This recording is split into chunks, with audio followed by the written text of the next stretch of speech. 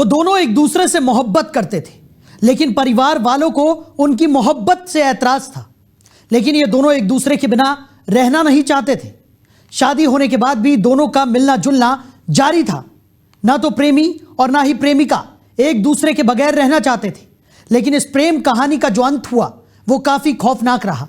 नमस्कार, आप देख रहे हैं क्राइम का मकड़जाल और मैं हूं आपके साथ साहिल धूलिया। आज हम आपको बताएंगे एक ऐसी खौफनाक कहानी जिसने सभी को हिलाकर रख दिया। संदीप और ममता की प्रेम कहानी, जिसका ऐसा अंत हुआ जिसके बारे में इन प्रेमियों ने भी कभी सोचा नहीं होगा। बल्कि इस कहानी के अंत ने उत्तर प्रदेश के बाराबंकी को हिलाकर रख दिया। शादी के बाद भी चलती रही मोहब्बत, अंजाम बना मौत। मोहब्बत, धोखा और कत्ल, एक प्रेम कहानी का खौफनाक अंत। जिस प्यार के लिए घर छोड़ा उसी घर में मिली लाश। शादीशुदा प्रेम कहानी जिसने बाराबंकी को हिला दिया। इश्क बना मौत की वजह, परिवार पर हत्या का आरोप, प्यार की जिद और खून से सना घर। दरअसल संदीप और ममता की मुलाकात शादी.com पर हुई थी। दोनों एक दूसरे से बात करने लगे। दोनों 1.5 साल से रिलेशन में थे। लेकिन इसी साल रिलायंस कंपनी में सिविल इंजीनियर संदीप की शादी किसी और महिला से हो गई। लेकिन शादी के बाद से संदीप की पत्नी अपने मायके में ही रह रही थी, जबकि गोरखपुर की रहने वाली ममता यादव की भी शादी इसी साल मई में लखनऊ में हो गई थी।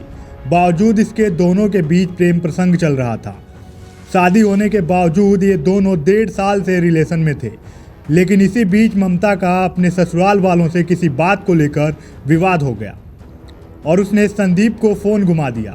बल्कि वो संदीप के घर बाराबंकी आ गई, जिसके बाद संदीप के घर वालों में मानो भूचाल सा आ गया। संदीप के घर वालों ने ममता को घर में घुसने तक नहीं दिया, लेकिन संदीप जबरन ममता को अपने घर के अंदर लेकर चला गया। इसके बाद होती है इस खौफनाक कहानी की शुरुआत। दरअसल हुआ यह कि संदीप और ममता ने साथ बैठकर रात में खाना खाया। इसके बाद ये दोनों सोने चले गए। इस दौरान सुबह होते ही संदीप घर से घूमने के लिए बाहर निकल गया। लेकिन जब वो वापस घर लौटा तो घर का दरवाजा बंद था, जिसके बाद संदीप को किसी अनहोनी का शक हुआ और वो घर का दरवाजा तोड़कर अंदर दाखिल हुआ। लेकिन जैसे ही वो घर के अंदर घुसा तो घर के अंदर का मंजर देख उसकी चीख निकल गई, क्योंकि घर के अंदर हर तरफ खून बिखरा हुआ था, सामान इधर उधर पड़ा हुआ था और जमीन पर पड़ी हुई थी ममता की लाश। वो ममता जो संदीप से बेइंतहा मोहब्बत करती थी, संदीप के बिना जीना नहीं चाहती थी। लेकिन उसी ममता की लाश देखकर संदीप सदमे में चला गया।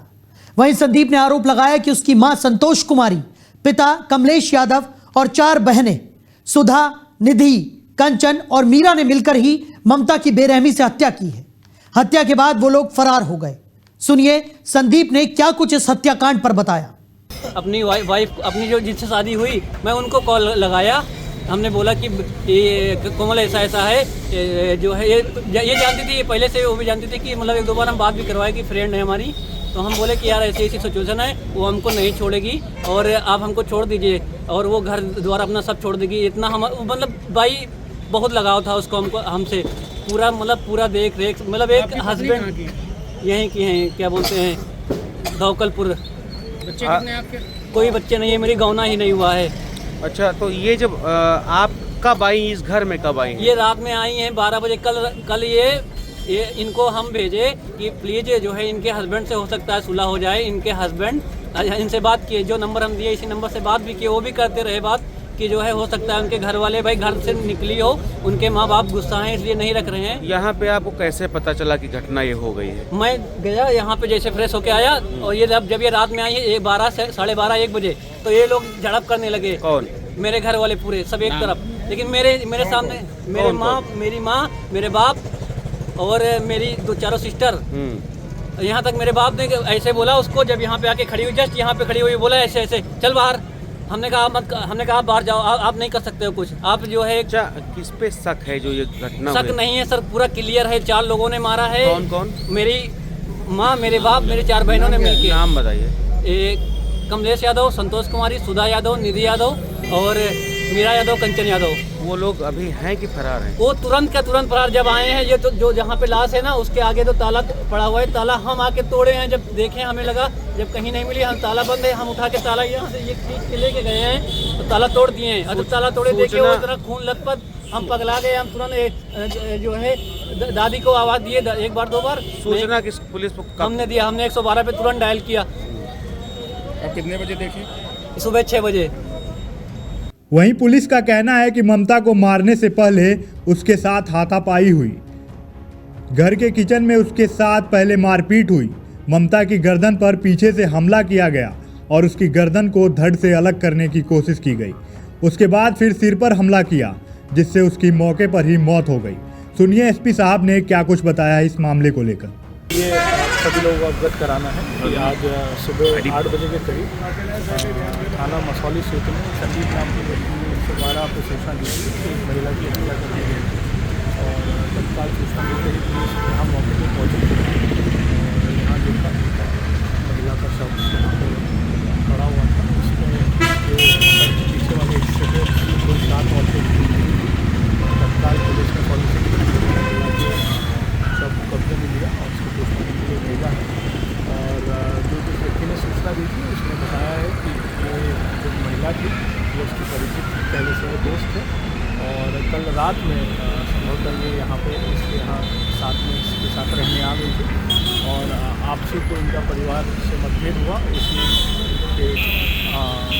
उसी में परिवारजनों ने उसकी हत्या कर दी, ऐसा इस व्यक्ति का कहना है जिसने 112 पे कॉल किया। अभी पुलिस सभी तथ्यों की जानकारी कर रही है। जो महिला है मूलतः गोरखपुर की रहने वाली है और शादी इसकी लखनऊ में थी। उनके परिवारजनों को भी सूचित किया गया। सभी चीज़ों की जानकारी की जा रही है और जो भी निकल जाएगी। आपको पता है कि जिसने कॉल किया वो अपने परिवारजनों पर आरोप लगा रहा है कि उन्होंने इसको मारा है क्योंकि उस लड़की को उसके परिवारजन पसंद नहीं करते थे। और अभी जैसा मैंने बताया कि सारी चीज़ों को हमको जांच करना आवश्यक है कि उसके परिवारजन भी आ जाए, उसके ससुराल वाले भी आ जाए, तभी हम। इस हत्याकांड का आरोप संदीप सीधे सीधे अपने परिवार वालों पर लगा रहा है, लेकिन कहीं ना कहीं शक के घेरे में तो संदीप खुद भी है और यही वजह है कि पुलिस संदीप से लगातार पूछताछ भी कर रही है और जांच पड़ताल में जुटी हुई है। लेकिन इस खौफनाक कहानी से लोगों को सबक लेने की भी जरूरत है। वो ये कि शादीशुदा होने के बाद लोगों को अपने अतीत को भूल जाना चाहिए और नए सफर की खुशी खुशी शुरुआत करनी चाहिए। लेकिन यहां पर इन दोनों ने ऐसा नहीं किया। ना संदीप माना और ना ही ममता मानी और इस कहानी का खौफनाक अंत हुआ। बेशक ममता अब इस दुनिया में नहीं है, लेकिन ममता को अब इंसाफ कैसे मिलेगा? ममता का असली हत्यारा कौन है? यह अब जांच का विषय है। फिलहाल अब देखना होगा कि इस हत्याकांड में किस तरीके से और क्या कुछ खुलासा पुलिस करती है। हमारा उद्देश्य किसी को दुख पहुंचाना नहीं है, आप सभी को सावधान करना है। सावधान रहिए, सुरक्षित रहिए। क्राइम का मकड़जाल में इतना ही। आगे फिर मिलेंगे एक नई कहानी के साथ। नमस्कार।